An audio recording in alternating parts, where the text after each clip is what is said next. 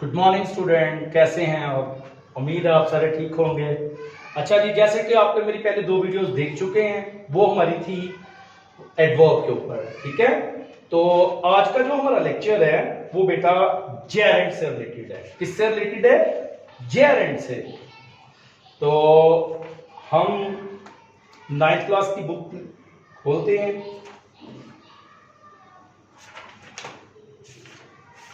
और वही हमारा सेम चैप्टर था।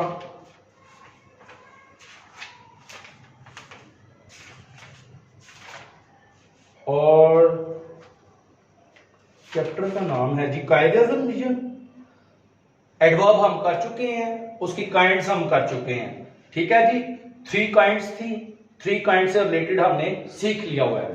तो जो आज का लेक्चर है वो है पेज नंबर 69, बुक है आपकी इंग्लिश की 9th क्लास की। ठीक है, और चैप्टर का नेम है कायदे-ए-आज़म विजन। ठीक है जी, तो इसमें जो आज हम सीखने जा रहे हैं वो है जी जेरेंड। क्या है? जेरेंड। तो पहले हम सीखेंगे कि जेरेंड बनता क्या है, जेरेंड है क्या। फिर उसके बाद हम आ जाते हैं इंफिनिटिव्स। क्या लफ्ज है? इंफिनिटिव्स।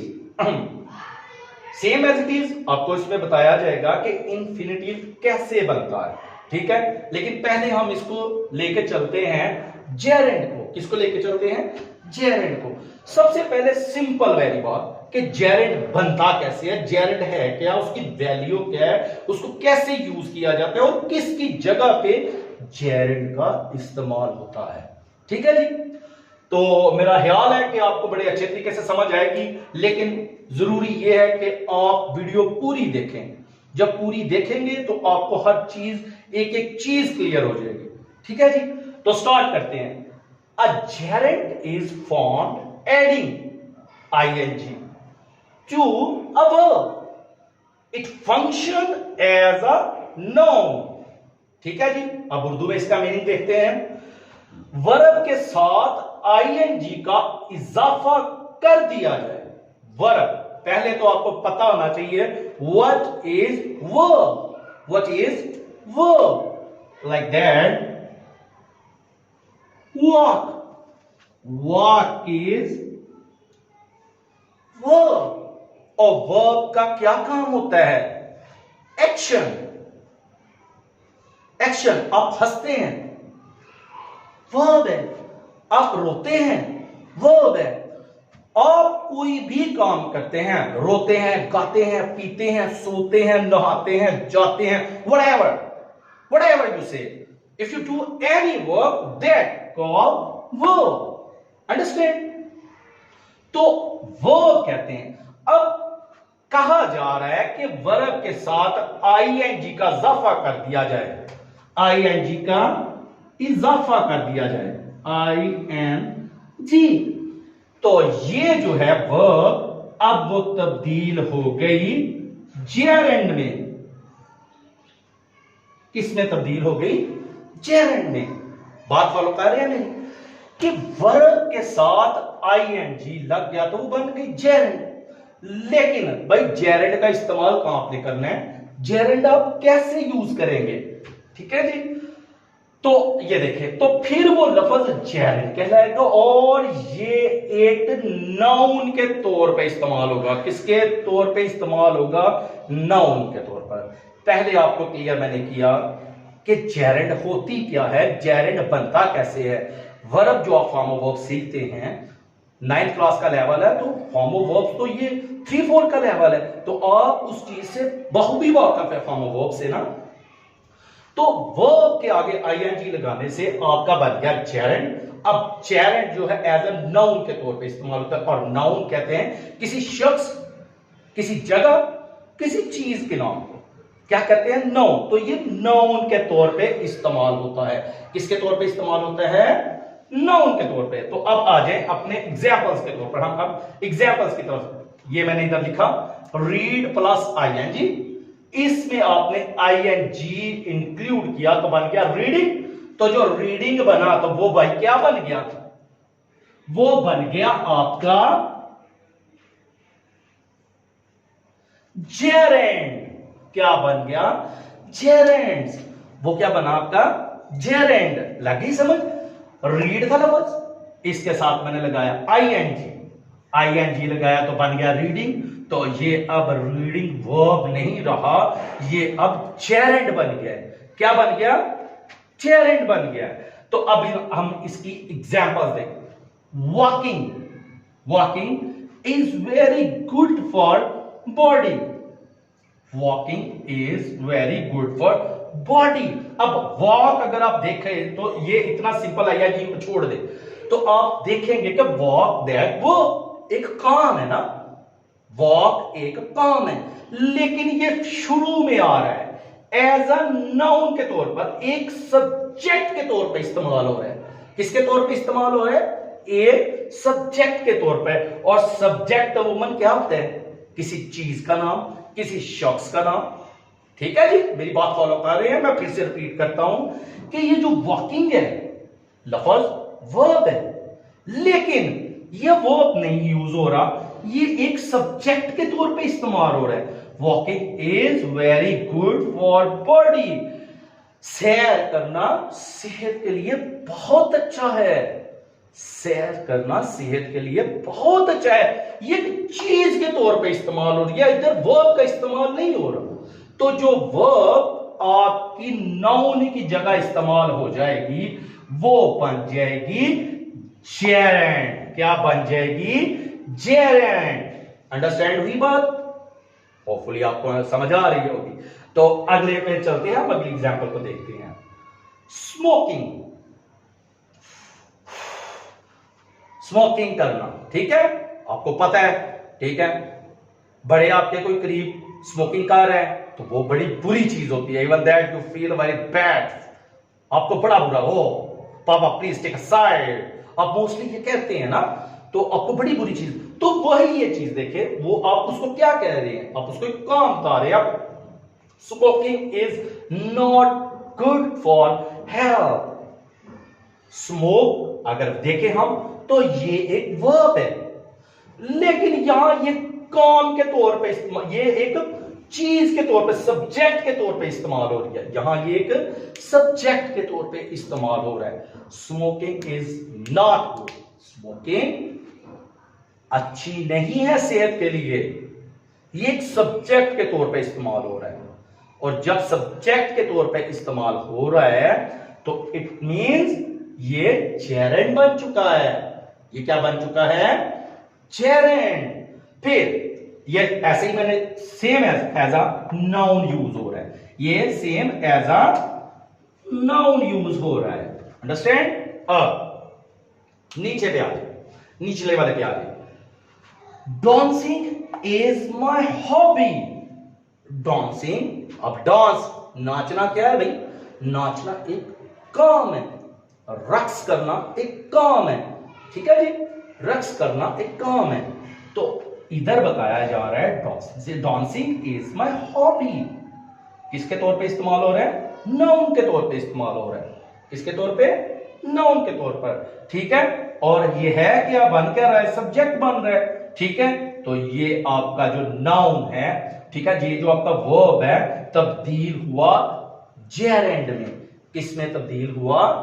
जेरेंड में।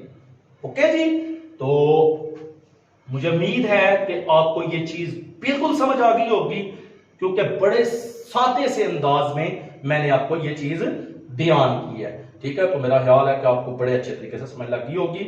और अगर आपको इस चीज में अभी भी कोई कंफ्यूजन आ रहा है, कोई मसला आपके लिए बन रहा है, तो आप मुझे कमेंट्स में पूछ सकते हैं, ठीक है जी। तो अब हम नेक्स्ट अपने टॉपिक की तरफ चलते हैं, इंफिनिटिव्स। थोड़ा सा ना मैं आपको ना एक चीज इधर बताता चलता हूं। वो चीज ये है कि ये यूज कैसे होगा ना, मोस्टली मतलब अब बच्चों के जहन में ये चीज आएगी कि भाई ये क्या है? जेरेंड, जेरेंड क्या है? इंफिनिटिव क्या है? एक्सप्लेन तो मैंने आपको कर दिया, लेकिन पेपर में इसका क्या रोल होगा? पेपर में आपको ये ऑब्जेक्टिव वाले हिस्से में आएगी, उसमें आपको 4 सेंटेंस देंगे और नीचे वर्ड को अंडरलाइन किया होगा। तो वो पूछेंगे आपसे क्या ये अंडरलाइन जो लफ्ज है ये जेरेंड है तो अगर तो आप समझ गए कि ये जेरेंड है तो आप उसका बबल क्या कर देंगे, फिल कर देंगे, जिसका आपको सीधा सीधा 1 नंबर मिल गया। तो मोस्टली वो मैं आपको फिर रिपीट करता चलूं बात कि मोस्टली ये टीचर्स छुड़वा देते हैं चीजें, लेकिन मैं चाह रहा हूं कि ये जो चीजें हैं आपको समझ आए, आपके इंग्लिश में 1 नंबर भी माइनस ना हो। अंडरलाइन किया होगा तो वो पूछेंगे आपसे क्या ये अंडरलाइन जो लफ्ज है ये जेरेंड है, तो अगर तो आप समझ गए कि ये जेरेंड है तो आप उसका बबल क्या कर देंगे, फिल कर देंगे, जिसका आपको सीधा सीधा 1 नंबर मिल गया। तो मोस्टली वो मैं आपको फिर रिपीट करता चलूं बात कि मोस्टली ये टीचर्स छुड़वा देते हैं चीजें, लेकिन मैं चाह रहा हूं कि ये जो चीजें हैं आपको समझ आए, आपके इंग्लिश में 1 नंबर भी माइनस ना हो। अच्छा जी, तो अब हम नेक्स्ट टॉपिक की तरफ बढ़ते हैं। तो जो नेक्स्ट टॉपिक है हमारा वो है इंफिनिटिव्स। क्या लफ्ज है? इंफिनिटिव। इंफिनिटिव, अब इंफिनिटिव है क्या, इसको अब मजीद हम देखते हैं। An infinitive is formed by using the word to before the verb in its basic form. In its basic form, it is the function as a noun, adjective, adverb. ठीक है जी, उर्दू में आप देखिएगा उधर मैंने लिखा हुआ है, एक वर्ब, जब एक वर्ब अपनी असली हालत में होता है, मतलब वेरी बेसिक, जैसे वॉक है, ये इसकी बेसिक फॉर्म है। पहली वॉक, वॉक्ड, फिर आगे ईडी लग गया तो वो बदल गया उसका, यानी बेसिक फॉर्म जिसके साथ ना आईएनजी लगा हो और ना कुछ और लगा हो, कोई भी चीज उसके साथ ना लगी हो, पहली फॉर्म हो। तो उससे पहले अगर हम टू लगा दें, यानी मिसाल के तौर पर रीड है, ठीक है, तो रीड से पहले अगर मैं लगा देता हूं टू तो ये बनेगा इंफिनिटिव। क्या बनेगा? इंफिनिटिव। ठीक है जी, तो सीधी सीधी बात है, पहले मैंने आपको एक्सप्लेन कर रहा हूं कि इंफिनिटिव बनेगा कैसे। ठीक है, सिंपल, ये वर्ब है जी, मेरे पास जगह बड़ी कम है तो उसी को मद्देनजर रखते हुए ये मेरे पास थोड़ा सा एरिया था, तो इसी में ही मैं आपको बताता हूं। ये देखिएगा लाइक दैट, उधर रीड लिखा हुआ है, ये आपका आ गया रीड। तो इससे पहले सीधी सीधी बात है भाई, अगर टू लगा होगा, इसके साथ टू लगा होगा तो वेरी सिंपल ये आपका बन जाएगा इंफिनिटिव। क्या बन जाएगा? इंफिनिटिव। अब आगे चल के इसकी एग्जांपल्स हम देखते हैं। अब मजीद ये है एक चीज और कि इंफिनिटिव तो बन गया, इंफिनिटिव का हमें तरीका आ गया बनाने का, लेकिन इंफिनिटिव इस्तेमाल किस किस जगह होगा? इंफिनिटिव इस्तेमाल होगा as a noun, as a adjective, as a adverb. ये 3 जगह पे यह इस्तेमाल होगा। तो पहले आपको नाउन का ऑलरेडी मैं बता चुका हूं, एडवर्ब आपने पूरा लेक्चर मेरा ले लिया हुआ है। ठीक है, एडजेक्टिव जो है वो इसमें सिफ्त को कहते हैं, यानी किसी की सिफ्त बयान करना, किसी की खूबी बयान करना, किसी की हामी बयान करना, दैट कॉल एडजेक्टिव। अंडरस्टैंड? तो अब हम चलते हैं इसकी एग्जांपल्स के ऊपर। ठीक है, Angel likes to swim. Angel likes to swim, Angel क्या हो गया भाई? आपका सब्जेक्ट हो गया। लाइक्स क्या है? वर्ब है।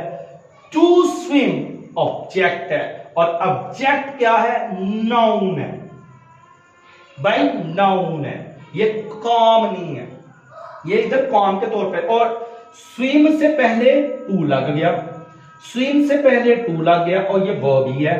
और हमारा रूल क्या हमें बता रहा है कि वर्ब से पहले आप टू लगाएंगे, वर्ब से पहले आप टू लगाएंगे तो आपका बन जाएगा इंफिनिटिव, और ये नाउन के तौर पे इस्तेमाल हो रहा है। क्लियर? अब आ जाए, to read. To read, read क्या है? पढ़ना, एक काम है, ठीक है। और ये एक सब्जेक्ट के तौर पे इस्तेमाल हो रहा है, ठीक है। और सब्जेक्ट आपका नाउन है, ठीक है। इज वर्ब है, हिज हॉबी ऑब्जेक्ट आ गया।